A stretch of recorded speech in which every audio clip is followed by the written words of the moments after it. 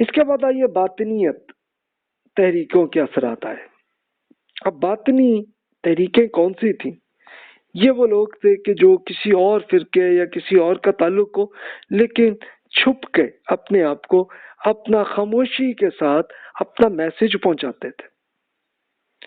تو وہ ایسے بہت سارے تھے، اس میں غیر مسلم بھی ہوں گے، بہت سارے مسلمانوں کے کئی فرقے کے لوگ ہوں گے. تو وہ اسی طرح خاموشی کے ساتھ، یعنی یہ نہیں بتانا کہ ہمارا تعلق کس سے، لیکن وہ ایسا آئیڈیا پہنچا دینا. تو وہ کرتے رہے. ظاہری تفاسیر اور باطنی تفاسیر کا سلسلہ بھی شروع ہوا. ظاہری تفاسیر یہ ہے کہ یہ جو نارمل آپ تفسیر قرآن پاک کی پڑھتے ہیں، تو ایک تو وہ ہوئی کہ جس میں آپ زبان کے ساتھ قرآن پاک کی عربی زبان کو سیکھ کے اس کے مطابق آپ سمجھتے ہیں. یہ آج کل کا یہی طریقہ ہے. اور ایک باطنی ہوئی کہ جناب اس کا مطلب یہ نہیں یہ ہے یہ وہ کہاں ہے، کیا وہ زبان میں ہے؟ تو نہیں جناب، وہ نہیں ہے. اس کا یہ اپنے دل سے دل میں یہ تصور آتا ہے. تو وہ پھیلنے لگا.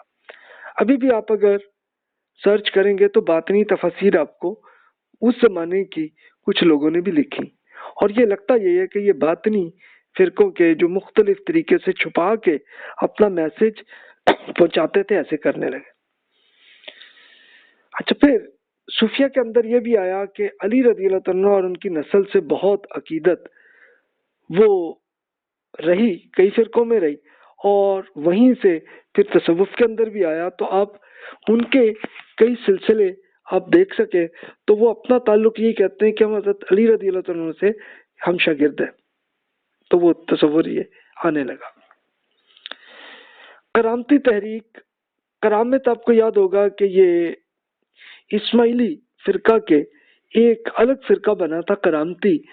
تو ان کے لوگ تھے، انہوں نے اپنے میسج پہنچایا، اور وہیں کے یہ ایک بڑے صوفی، ان کا نام تھا حسین منصور حلاج. منصور حلاج زیادہ مشہور ہے. یہ 209 ہجری میں فوت ہوئے.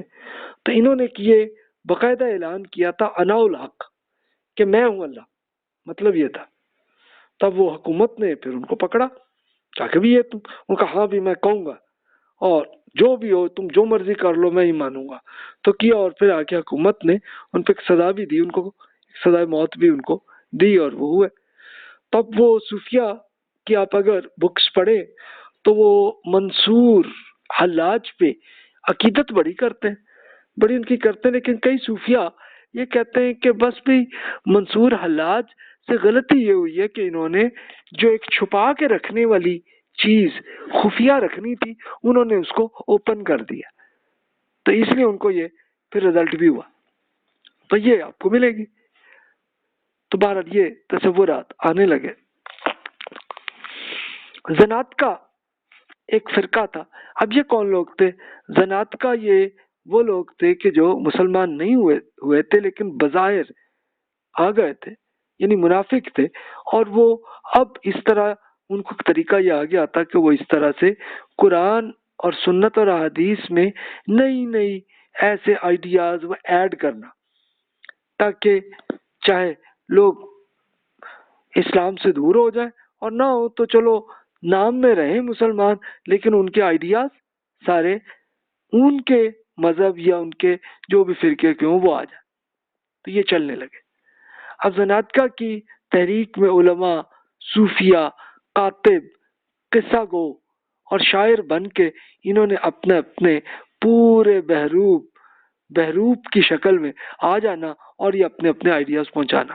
یعنی کبھی صوفی بن گئے، کبھی کاتب کا مطلب کہ جو بکس پوری وہ اپنے ہاتھ سے لکھتے ہوتے تھے، کاپی کرتے تھے پوری اس کو، تو اس طرح بن جانا، یا کوئی قصہ کہانی سنا دینا، شاعری کر دینا. اس طرح کر کے انہوں نے اپنے آئیڈیاز کیے. شطحات یہ صوفیائی کا ایک آپ کہہ لیں کہ لفظ ہے ان کا. اس کا مطلب یہ کہ ایسے الفاظ کہنا کہ جس کو تمہیں سمجھنا ہے، یعنی وہی چھپا کے اس طرح سے وہ کرنا. تو اس کے لیے جیسے یہ وہی منصور حلاج صاحب نے یہ کہہ دیا تھا نا الحق، یعنی میں خدا ہوں. تو اس طرح کے یہ ان کو شطحات کہتے ہیں، کہ ایسی کہنا کہ جس کو بندہ کچھ اور سمجھے. सुबहानी मा आज़मु शानी। एक और सूफी साहब उनकी बात है जिसका मतलब है मैं पाक हूँ और मेरी शान क्या बुलंद है। यानी वो देखें क्या उन्होंने किस तरह का आइडिया उन्होंने किया। लेकिन बहरहाल मैं तनकीद किसी पे नहीं कर रहा, मैं सिर्फ उनका आइडिया आपके सामने कर रहा हूँ कि हिस्ट्री में ऐसा चलने लगा। एक खलीफा मोतमिद थे 256 to 278 हिजरी में उनकी हुकूमत रही है। तो इन्होंने इनकी एहतसाबी अदालत उन्होंने की थी कायम और उसमें शरीयत से मुतल्लिक सवालात और तसल्ली याफ्ता जवाबात हुए थे। यानी ये कहता है ये हुकूमत ने फिर ये करने के लिए बगदाद में उन्होंने किया कि सूफिया को इकट्ठा किया, बुलाया, उनको अदालत में लेके आए।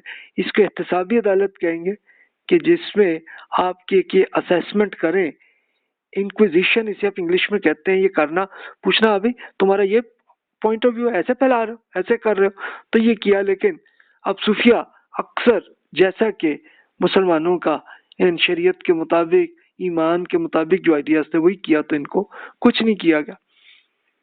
तो ये क्वेश्चन आंसर्स का पूरा अदालत ने ये उस जमाने में किया गया।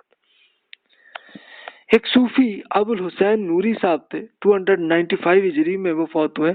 इनको मौत की सजा भी दी गई थी इसलिए कि उन्होंने कुरान और सुन्नत के खिलाफ बातों को माना हुआ था और इनकार नहीं किया उन्होंने। लेकिन फिर आहिस्ता आहिस्ता ये हुआ कि चलो जो भी हुक्मरान थे वो मान गए उनको और उनको फिर रहा कर दिया। फिर बगदाद से रिक्का शहर तक जिला वतनी, उनको बस इतनी सजा दी गई थी, मौत की सजा नहीं दी गई। तो ये एक एग्जाम्पल है जिससे आपको आइडिया होगा कि उस दूसरी पीरियड में जो इर्तिकाई दौर था, जब तसव्वुफ डेवलप हो रहा था, तो ऐसे ऐसे आइडियाज आ रहे थे। यानी बातनियत और जनात का उनके आइडियाज, फिर मुख्तलिफ फिरकों, मुख्तलिफ मज़ाहिब के आइडियाज, फलसफे के, वो सारे सारे फलसफे और आइडियाज सूफिया में आने लगे। और सूफिया में इसलिए हुए कि उनके लिए बनना बड़ा आसान था। इस तरह से खामोशी से इस तरह से अपने अपने आइडियाज पहुंचाए। तो जनाब ये वो पीरियड था। तब हम यहाँ पे इसको मुकम्मल करते हैं। अगले लेक्चर में इंशाल्लाह हम देखेंगे कि फिर क्या हुआ 350 to 656 हिजरी में। अच्छा, अभी आपको कई सूफी स्कॉलर्स की बुक्स में या उनके लेक्चर्स में वो बातें, वही आइडियाज आपको मिलेंगी अभी भी। तो आप बेशक उनको सुन सकते हैं, पढ़ सकते हैं, देख सकते हैं। तो आइडियाज अभी तक वही आ रहे हैं।